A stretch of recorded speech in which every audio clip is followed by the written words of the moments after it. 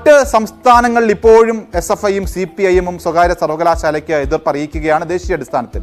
കേരളത്തിൽ അംഗീകാരവും. അപ്പോൾ കാലത്തിനൊത്ത മാറ്റം കേരളത്തിലെന്ന് പറയുമ്പോൾ ഇന്ത്യയിലെ 27 സംസ്ഥാനങ്ങളിലും സ്വകാര്യ സർവകലാശാലയെ എതിർക്കുമ്പോൾ ആ സംസ്ഥാനങ്ങളിൽ ഈ കാലോചിതമായ മാറ്റം ആവശ്യമില്ലേ എന്നതാണ് ഉയരുന്ന പ്രധാനപ്പെട്ട ചോദ്യം. അതുകൊണ്ട് മറ്റ് 27 സംസ്ഥാനങ്ങളും 8 കേന്ദ്രഭരണ പ്രദേശത്തുള്ള CPM കൂടി സ്വകാര്യ സർവകലാശാലയ്ക്ക് അനുകൂലമായ നയം കൈക്കൊള്ളുമോ? ഈ പാർട്ടി കോൺഗ്രസിൽ തന്നെ ആ തീരുമാനം വരുമോ? രണ്ടാമത് നമുക്കറിയാം സീപ്ലെയിൻ പദ്ധതി ഇന്ന് നിയമസഭയിലും ചർച്ചയായി. സീപ്ലെയിൻ പദ്ധതി UDF ഭരിക്കുമ്പോൾ അത് വന്നപ്പോൾ മത്സ്യത്തൊഴിലാളികളെ മുന്നിൽ നിർത്തിയാണ് LDF CPI അടക്കം എതിർപ്പ് ശക്തമാക്കിയത്. എന്നാൽ ഇപ്പോൾ LDF ഭരിക്കുമ്പോൾ CPMനും CPIക്കും അതൊരു പ്രശ്നമേ അല്ല, അംഗീകാരം നൽകിയിരിക്കുകയാണ്.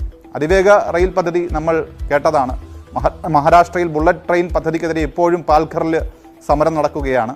അപ്പോൾ അതിവേഗ പദ്ധതിക്കെതിരെ മറ്റ് സംസ്ഥാനങ്ങളിൽ സമരം ചെയ്യുമ്പോൾ കേരളത്തിൽ സിൽവർ ലൈൻ പദ്ധതിക്കായി അതിശക്തമായി മുന്നോട്ട് പോകുന്നതും CPM തന്നെയാണ്.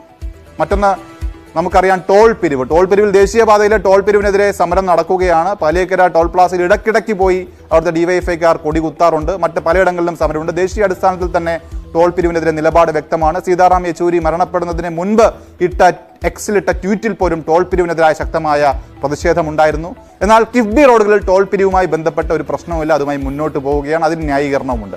ഇനി സ്വകാര്യതാ നയം, ഡേറ്റാ പ്രൊട്ടക്ഷൻ, ഡേറ്റാ സംരക്ഷണത്തിനായി CPM കേന്ദ്ര കമ്മിറ്റി കൈക്കൊണ്ട നിലപാട് ശ്രദ്ധേയമാണ്. മൗലികാവകാശമാണ്, മനുഷ്യന്റെ ശ്വസനവായു പോലെ പ്രധാനമാണ് സ്വകാര്യതയുടെ സംരക്ഷണമെന്നാണ് CPM കേന്ദ്ര കമ്മിറ്റി പറഞ്ഞെങ്കിൽ നമ്മൾ ഒന്നാം കോവിഡ് കാലത്ത് കണ്ടതാണ് കേരളത്തിലെ ആരോഗ്യ വിവരങ്ങൾ സ്പ്ലിംഗറിന് കൈമാറാൻ കൈക്കൊണ്ട നീക്കങ്ങൾ.